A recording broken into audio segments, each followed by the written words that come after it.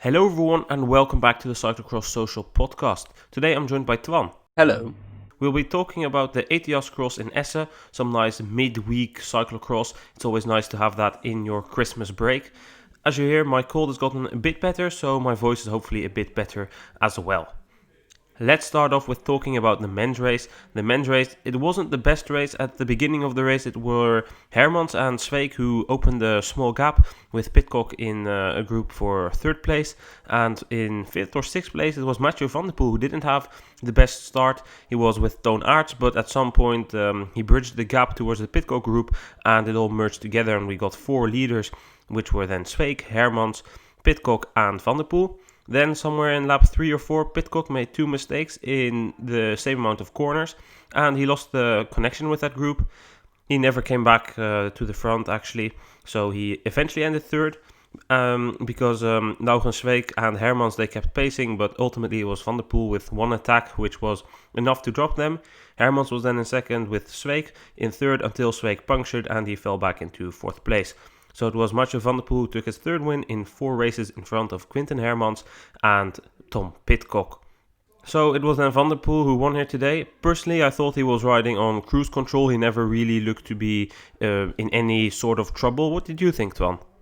Yeah, I think he definitely had something in reserve today. It never really looked like he had to go all out. I think he put in a serious lap when he rode away from Hermans and Zweek, and then he just put in laps which would keep his advantage the same as it was.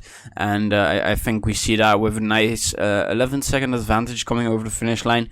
Just keeping in mind, I think, what is a very busy Christmas period. I agree. I think he always had a bit of extra riding on cruise control. Definitely you could see at the start not wanting to go full, but then when he was getting in some kind of situation where you thought, ooh, maybe this is not where you want to be caught behind the split, when he closed that gap so easily, that was for me the sign that Mathieu van der Poel was definitely going to win the race. And with his head, he was probably at tomorrow the race in Herentals and the X2O Trofee. Of course, it doesn't count for any classification, but it's such a busy period because then there's a 2-day break where they can celebrate Christmas. But after that, it's 2 races back to back once again. So I think it's definitely smart from Van der Poel to not give it his absolute everything here today.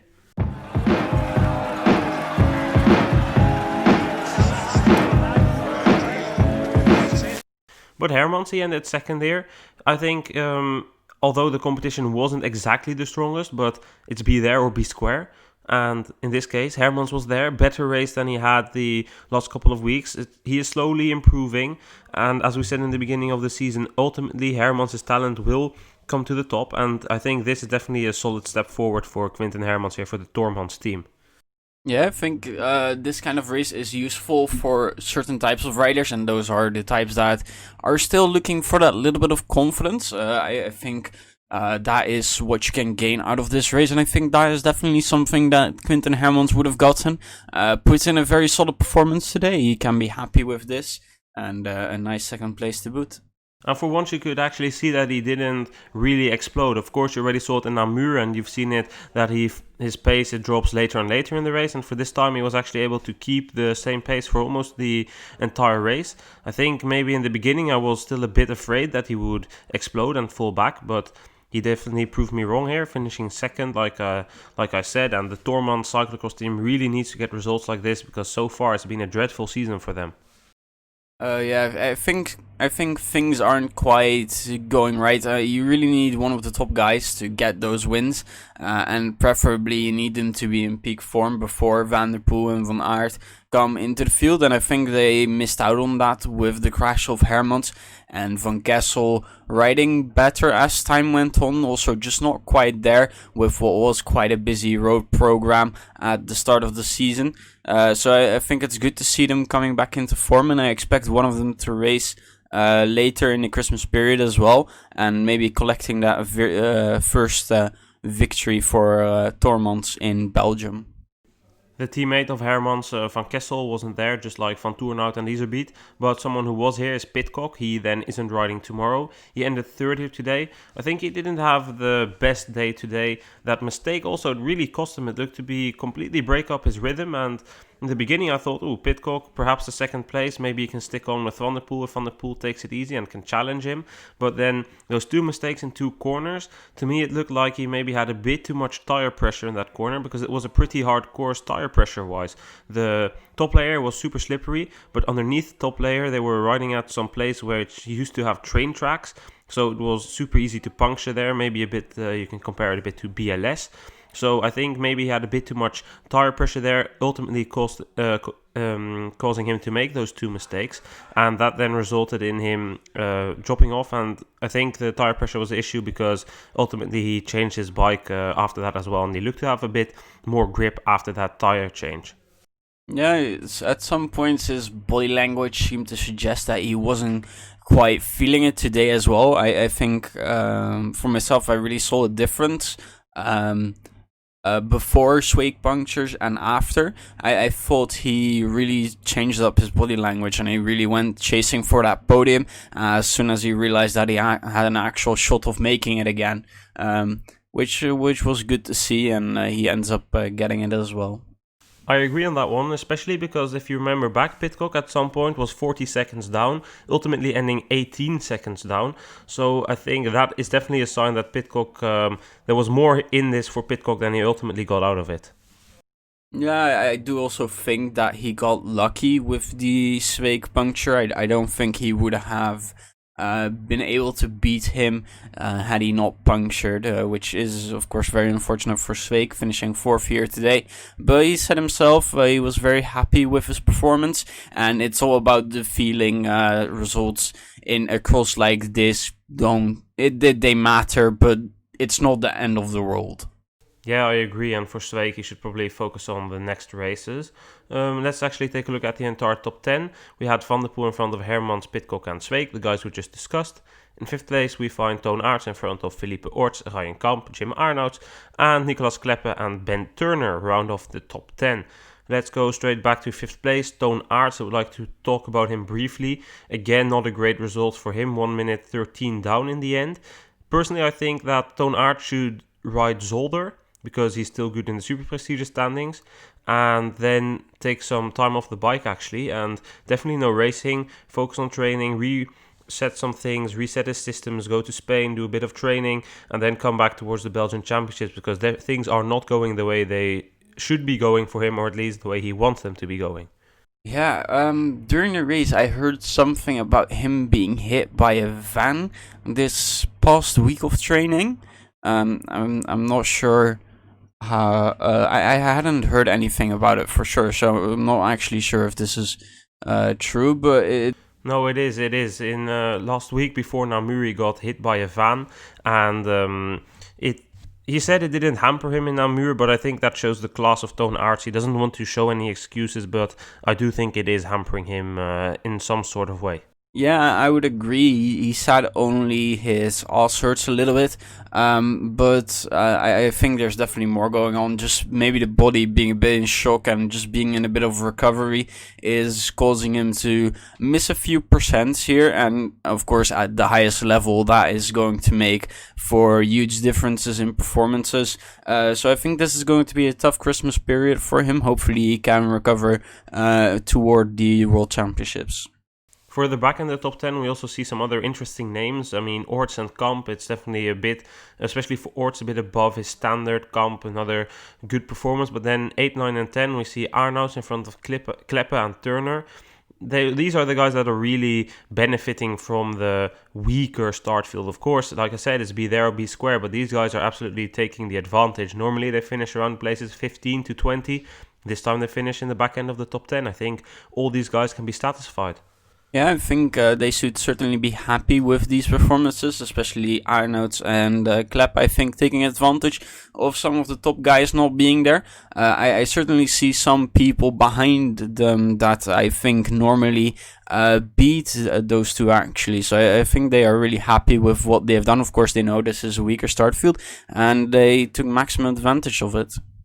Yeah, I agree. Normally you see guys like Toon van der Bos and perhaps even Thijs Aerts being a bit up in the ranks on them, and this time 8th and 9th, definitely good for them. 10th, Ben Turner, another one of these talented British guys. 21 years old from Quinten Racing. We talked about him on the podcast with Cameron Mason a few weeks ago.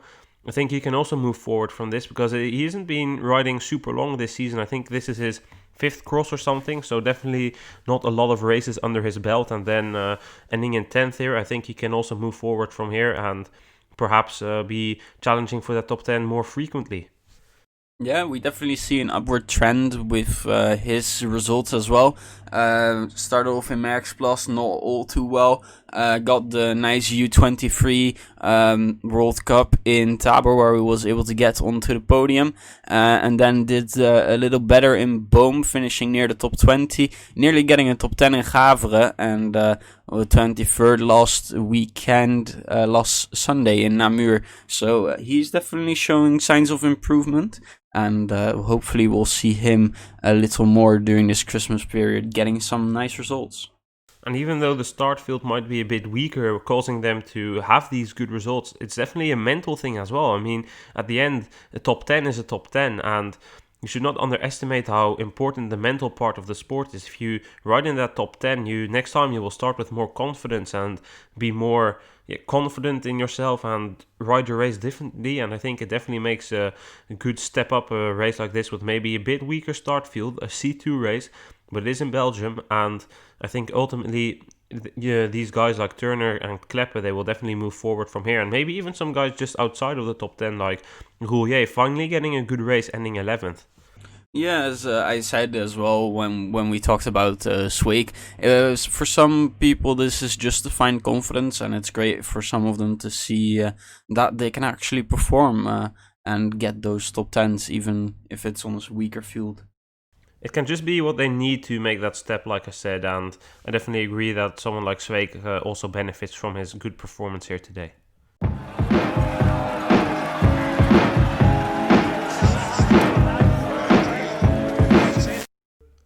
Then let's talk about the women's race. The 3 main riders who have been dominating the season so far, Betsema, Brandt and Alvarado, weren't there. That left some opportunities for some other riders. Marriane Vos, for example, making her comeback. How did that race go off, Twan? We had a quick start by Norbert Ribeiro and Anna Kay really taking the initiative, Kastelein joining them as well, and we ended up with quite a big group of about 8 riders as it slowly whittled down. Unfortunately, it was Kastelein who had some issues with her chain, and she unfortunately got it stuck and DNF'd the race.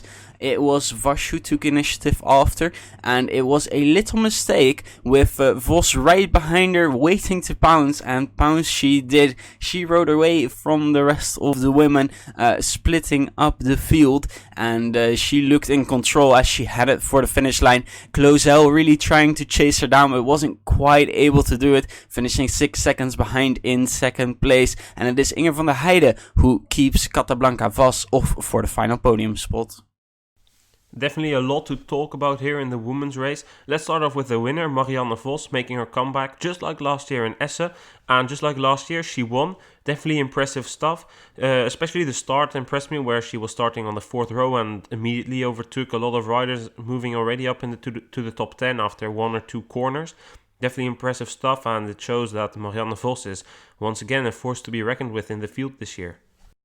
Yeah, it was quite impressive how she moved up, especially when I saw her, I think, come really into that group at the during the first lap. I was like, she actually looks in control, and from there on out, it just looked very calm the whole race round, not making too many mistakes, and it was just waiting for that one attack when she was going to try it, and well, it was the golden attack as it got her the victory.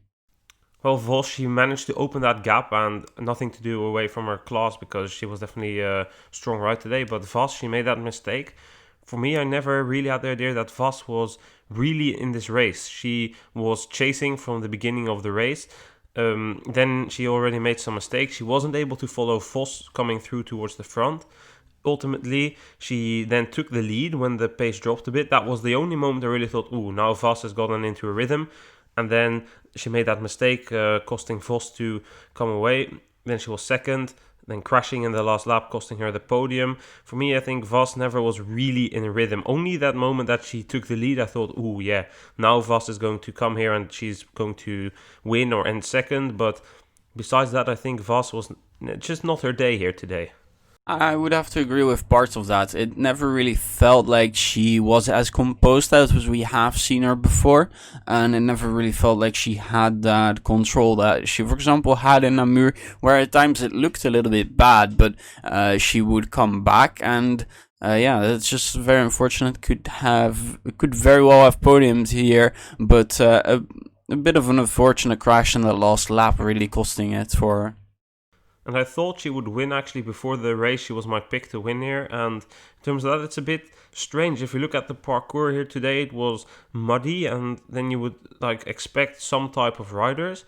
But in the end, there's other type of riders that come to the front. I mean, this is a parkour where you would really expect some names to do well that didn't do well, and some names to struggle a bit that did do well. For example, like Inger van der Heijden, she loves a fast parkour. She's never really done well in the mud, and then look at what parkour we find here today. A lot of slippery sections, and for the first time this season she ends on the podium, 3rd place, finally showing her talent. And for me, I definitely didn't expect that on this parkour. Yeah, I think we have a lot of women here today that are on a similar level, and I think it's also a bit of a mental thing of who wants it most, and I think we see that with Inger van der Heijden not quite having the best season, with a little bit of a foot injury as well, and of course that doesn't really suit her performing above expectations. And like we said with the men's race, a bit of a weaker field here, but once again it goes be there or be square, and it can definitely help Van der Heijden, finally a podium. And if you look at the riders where she's between, I mean, behind her it's Vos and Kay, and further down the top 10 you see Aniek van Alphen. These are riders that she's been behind week after week now, and now she's definitely left them in the dust, far behind. I think Van der Heijden can definitely move forward, and she's coming into form at the right time, because we're heading towards the most important time of the season. Yeah, I think today there's a lot of women as well that will take this as a great confidence boost going into the rest of the season. Clauzel also doing a superb job here today. I think this will be an amazing confidence boost for the rest of her year as well.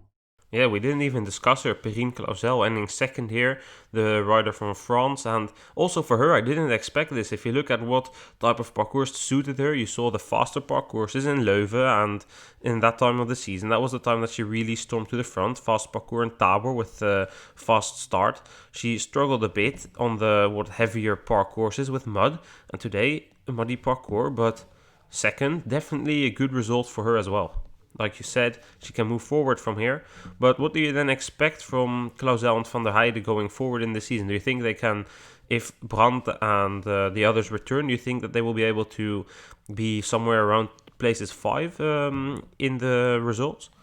Yeah, I definitely think there will be weekends where they will be able to do that. I hope, especially from Van der Heijden, that she'll be able to place in the top 10 more consistently. We haven't really seen that from her this season so far, whereas Clauzel has been there or thereabouts a few times. Yeah, and I think ultimately Van der Heijden will be, perhaps if she can return to this form, she will be one of the favorites at the World Championships, because remember, she's still under 23, and I think there we will have a great battle with Vos and Van der Heijden, Pieters, who else is there?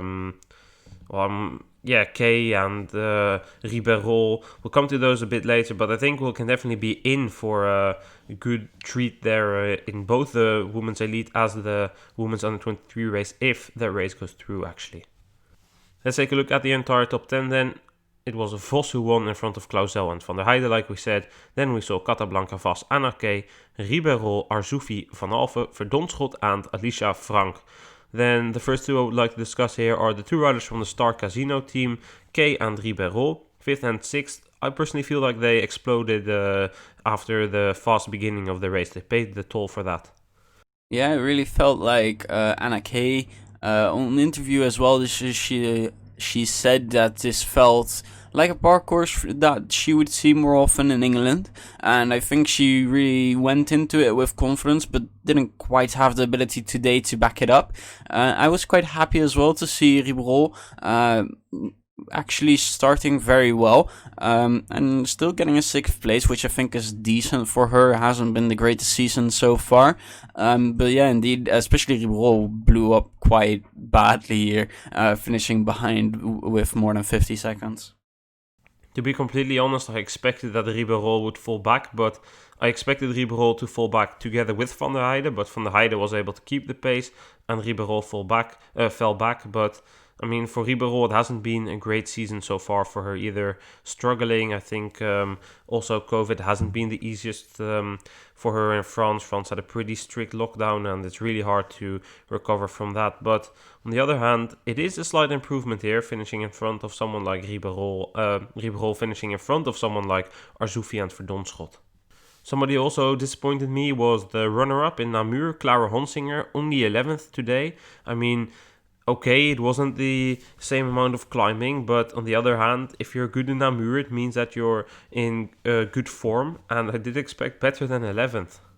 Yeah, as you said, I think she really didn't find a parcours to her liking, and it shows in the result as well. Not really getting a great start again. This seems to be a bit of a theme with Clara Honsinger, which is unfortunate and makes these kinds of races really hard, because coming from the back on a more technical parcours, it just isn't easy at all.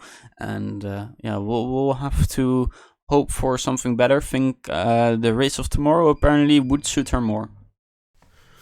Well, that brings us actually into the next topic, the race of tomorrow, the X2O Badkamers Trofee in Herentals, the replacement of Loenhout. They're racing on a brand new parcours somewhere near some skiing hill or something, and I don't know the parcours because it's new, but I've heard Sanne Kant, it's in her backyard, saying it's a super hard parcours. Paul Herreigers has said that this is probably the parcours where Van Aert can come closest to Van der Poel, so I can only imagine this is a super tough parcours with a lot of climbing, and I can see on the map that they go through some athletics stadium as well, so I think it looks like a long parcours as well. I think there can be enough here, but let's start off with the women's race. Basically all the big names are there. Honsinger, well, we can expect her here, but Alvarado, Brandt, Kastelein, Vorst, and Betsema, they're all here tomorrow. I think we can be in for a treat here, but on the other hand, it's really hard to say anything. But if it's a tough parcours like we currently expect, do you think that it will ultimately be the same guys as in Namur? Yeah, I think we'll see similar results. Even draw it back a week to Gavre, and then I think you get a complete picture of who should be up there. A few people, of course, not having quite the same performances over both weeks. Yeah, for the women's race, if it's as tough as people are saying, then I think this has Brand written all over it. I think so as well, but I do think that then Honsinger will struggle a bit more, but that will mainly be down to the fact that she rid a race today, and I mean, maybe she didn't go 100%, we didn't even say that, that could be a possibility of a slightly worse result, but on the other hand, I mean, It doesn't, you don't, even if you ride a race on 80%, if you have to come at the start line the next day, you will definitely still feel that. Yeah, it differs from person to person as well. Of course, some people able to process it a little better than others, and we'll see how Clara Honsinger copes with it. Then the last question about the women's race for tomorrow. What do you expect about the winner of today, Marriane Vos? I think it will be tough with the likes of Brandt, Betsema, and Alvarado there. But maybe she can give us a good battle for a podium spot. Certainly hope that she'll get a top 5 at the very least. I think tomorrow will be a harder race for her. She rid today. She looked to be going pretty deep. And on the real climbing parcourses last year, like in Namur, it didn't really come out there for her. So I think she will struggle a bit more. But still, top 10 should be possible in my opinion. Then a brief look ahead at the men's race where Tom Pidcock isn't starting, but Van der Poel is and Iserbyt is as well, and Wout van Aert is actually starting as well. And don't forget the others, Michael van Toornhout, Quinten, Hermans, Lars van der Haar, Laurens Zweek. Well, you know the drill. Do you expect Iserbyt to be able to put up a challenge against Van der Poel and Van Aert? It will be interesting to see. Of course, we didn't get to see any of that in Namur, and also in Gavre we saw quite a bad start from him, which pretty much took him out of the running. So I think he can maybe challenge, but ultimately I think he'll end up coming short of winning here. Yeah, we don't really have the greatest indicators, even though we've had 2 weekends of apparently similar park courses. It's super hard to tell as well because we don't know enough about the parkour to really make a preview about it. It's hard to tell. We see a lot of corners, but are these corners uphill or downhill? There isn't any height map either, no video footage available so far. So I think the best thing we can do is just wait until tomorrow, and after the race we'll be back with a new podcast. Yeah, I think maybe a brief look at the classifications. In the men's, it is Iserbyt who leads with more than 2 minutes over Van der Haar. I think that's pretty solid. Looks to be, wouldn't expect that lead to change. Whereas the women's has quite a bit more interest in it. It is Brand leading, and then from 50 seconds to 1 minute and 2 seconds, it is Jara Kastelein, Denise Betsma, and Annemarie Worst. Well, hopefully we'll have 2 exciting races tomorrow in Herentals. Twan, thank you for joining. Thank you for having me on. Tomorrow we'll be back with another midweek podcast about cyclocross, the X2O Badkamers Trofee in Herentals. If you're wondering where you can watch this, make sure to check cyclocross.social.com and you will be provided with links where you can watch the race. I would like to thank every single one of you for listening. Have a great Christmas period and make sure to tune in tomorrow for the next episode of the Cyclocross Social podcast about the X2O Badkamers Trofee in Herentals. Goodbye.